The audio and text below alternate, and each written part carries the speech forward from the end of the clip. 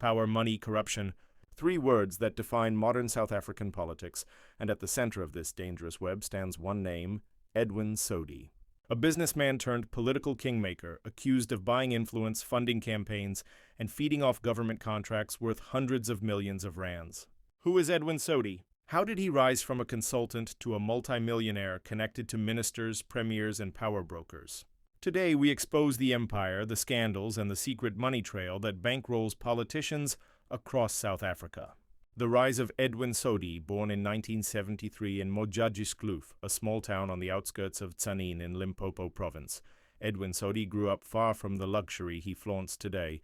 He is the CEO and one of the principal figures behind Blackhead Consulting, a firm that describes itself as a black-owned, black-managed consulting company offering engineering, project management, and construction services. But by the early 2000s, he had entered the world of consulting and engineering through his company, Blackhead Consulting, a proudly black-owned firm that promised to transform government infrastructure. In public, Sodi spoke the language of empowerment.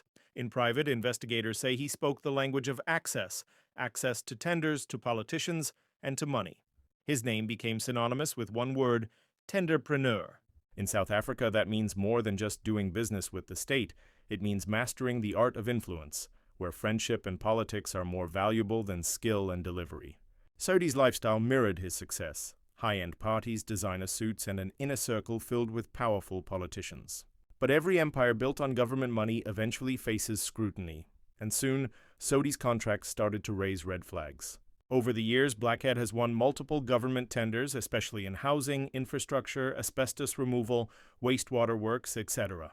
His name came into sharper public view through investigations into state contracts that failed to deliver, projects left incomplete, or tenders with irregularities. So Sodi is not just a businessman, he is a tenderpreneur, a term often used in South Africa to describe contractors who gain from political connections. Personal life and public profile. He has had several high-profile relationships and personal legal disputes, including a divorce settlement, domestic disputes, etc.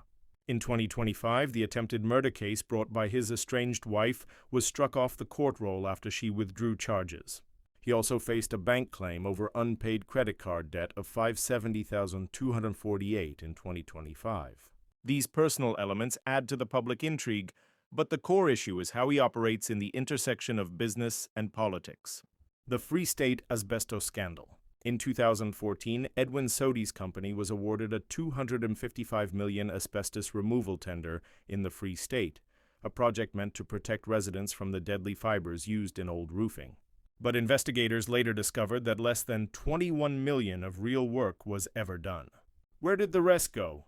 According to prosecutors, millions were siphoned through a web of accounts linked to politicians, business allies, and ANC structures. Former Premier Ace Magashule was implicated, accused of using his position to ensure the contract landed in the hands of Sodi's joint venture.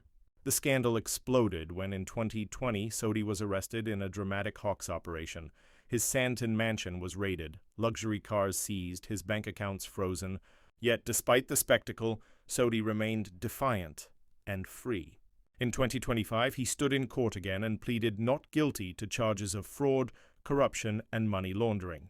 But his defense strategy was simple: deny personal wrongdoing and shift blame to bureaucrats. Still, for many South Africans, the asbestos tender symbolized everything wrong with the tender system: greed disguised as service delivery. The Rooiwal project and the price of failure. In Tshwane, Sodi's company won another lucrative project: the Rooiwal wastewater treatment works upgrade. The aim? Clean the city's water. The result? Catastrophe. The project stalled, completed only 68%, yet millions had already been paid out. Soon after, Hammanskraal was hit by a cholera outbreak. Dozens fell ill and several died. Activists pointed fingers at the failed project and at the man behind it, Edwin Sodi. To this day, National Treasury has not blacklisted his company despite public outcry. It's a question that haunts the country. How powerful must a man be to fail this spectacularly, yet still secure government contracts? The money trail, bankrolling politicians. Behind every lucrative tender lies another secret: the flow of money back to power. At the Zondo Commission, investigators revealed how Sodi sent generous payments to top ANC figures. According to testimony, he paid Paul Mashatile, 377 Zweli Machiza 6.5 million. Tulas Nashesi 45,000. And others including Zizi Kodwa and Pinky Kekana. These weren't official donations. There were no invoices, no contracts, and no records. Sodi told the commission the money was just helping friends. But the timing tells another story. Payments often landed right before or after he received major government tenders. It was the perfect system. Politicians got funded and Sodi got contracts. A silent exchange of loyalty, influence, and money. This, South Africans realized, wasn't just corruption. It was state capture in motion. One man bankrolling the very system meant to regulate him. A man whose checks could open doors in Luthuli House, whose phone calls could reach ministers, and whose downfall could expose an entire network. When the Zondo Commission opened its doors, the nation held its breath. And when Edwin Sodi took the stand, what followed was pure political theater. Under oath, Sodi admitted that his company, Blackhead Consulting, was at the center of the asbestos tender, a project that failed before it began. The commission heard how millions of rands were funneled through layers of payments, some to subcontractors, others to politicians. Among the names mentioned in testimony and bank records were Ace Magashule, Mos Benzi Zwane, and several Free State officials with direct political ties. When asked to explain these transfers, Sodi smiled and said, "They were just gestures. I help where I can." But the documents told another story. Blackhead Consulting funded party events, campaign rallies, even personal cars for senior figures in government. Money that should have gone to fix homes was instead fixing loyalties. By the time the hearings ended, the truth was clear. Edwin Sodi wasn't a lone wolf. He was part of an ecosystem of corruption, where tenders were currency and politicians were investments, and yet he walked out free. Still rich, still powerful, still protected. Edwin Sodi's public life told a different story. Lavish birthdays, private jets, a garage filled with supercars. He dated celebrities, hosted champagne-soaked events, and became the face of black success. But behind the glitz was turbulence. In 2025, his estranged wife withdrew an attempted murder case against him after she claimed he attacked her. He also faced a 570,000 credit card debt case brought by a bank. Yet, despite everything, Sodi remained untouchable, a man who lived as if the law couldn't touch him. The system behind him. Sodi's story exposes more than just one man's greed. It reveals how the system protects its own. Government departments continue to award tenders to companies under investigation. Treasury delays blacklisting. Cases drag on for years. Whistleblowers are silenced. Journalists are threatened. It's a vicious cycle. The rich fund the powerful, and the powerful protect the rich. That's how the state becomes captured.